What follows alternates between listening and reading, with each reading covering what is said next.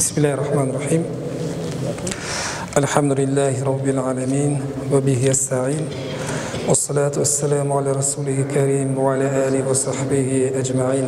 Amma ba'd. Esselamu aleyküm hürmetli жиылған қауым. Бүгін мынау Қазақстанның түкпір-түкпірінен осы екінші республикалық азаншылар сайысына 44 адам келді. Оның ішінен жаңа 13 адам ақтық мәреге кеп, сол жерде өздерінің бақтарын сынады. Бұл мені қуантып отырған бір жай, осы азаншыларымыздың өзіндік бір мектеп қалыптасыпты. Жаңағы басқа араб еліне немесе басқа ислам еліне ұқсамайды, өзіміздің қазақы бір жаңағы мектеп қалыптасқанына өте қуаныштымын. Және азаншыларымыздың жаңағы азан айтқандағы дауысы бір өз алдына, бірақ жаңағы әріпті шығарудағы мынау махражға өте жақсы көңіл бөлген екен, Алла разы болсын. Өйткені әр әріптің өзі керек жерден шықпайтын болмаса, оның мағынасы да өзгеріп кетеді. Сондықтан осы махражға, әріптің дұрыс шығуына көңіл бөлгендеріңізге Алла разы болсын. Бұл азан ислам дініндегі өзіндік үлкен орны бар. Кешегі Билалды айтсақ, пайғамбарымыздың азаншысы болған кешегі Ибн Мактумды айтсақ, біздің көзімізге жас келеді. Өйткені бұл бір тарихпен байланысты. Пайғамбарымыз Мұхаммед саллаллаху алейхи салам шаршаған кезде Билалға қарап, «Я Билал, азан айтшы» дейді екен. Қатты шаршаған кезде Билалдың азаны менен демалады екен. Пайғамбарымыз Мұхаммед саллаллаху алейхи салам өмірден өткен кезде Билал қатты қайғырып, келесі күнге азан айтуға шықпай қалады.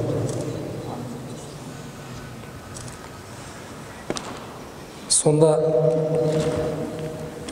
Омардың кезінде сол пайғамбарымыз өмірден өткеннен кейін Билал азан айтпайды.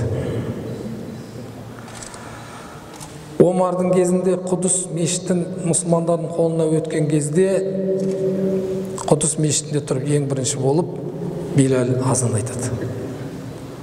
Сол Билал азан айтқан кезде сол Құдыс мешітіне жиналған сахабалардың барлығы Омардан бастап жылайды.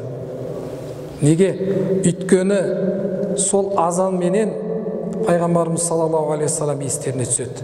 Билалдың айтқан азаны менен. Пайғамбарымызға деген сағыныштарын жасыра алмай, сол жерде, сол мешітте отырған барлық сахабалар жылаған. Пайғамбарымызға деген сағынышпенен. Міне, сондықтан бұл азанның орны өте үлкен. Сіздерге Алла разы болсын. Үлкен рахмет.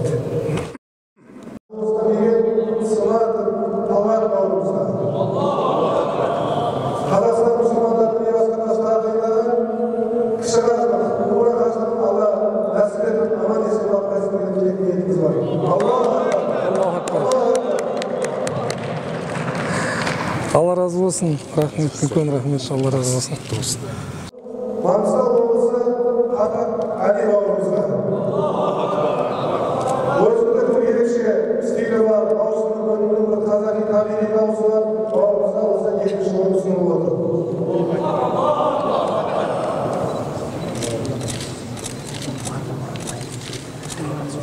Әл-Фараби мешітінің азаншысы Байғабыл Еркебұлан бауырымызға.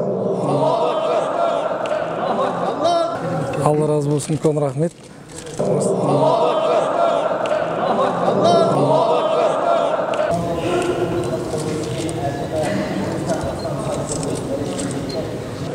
Бисмиллахир-рахманир-рахим.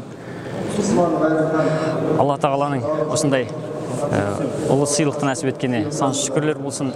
Және Алланың бірлігіне, Алланың ұлықтығына, оның пайғамбар Мұхаммед саллаллаху алейхи вассалам оның елшісі екендігін жеткізе отырып, жұртты ең мәңгілік бақытқа жететін намазға шақыратын әдемі әуез жарысынан бірінші орын алғаным Аллаға сансыз шүкірлер болсын. Allahu Akbar. Allahu Akbar.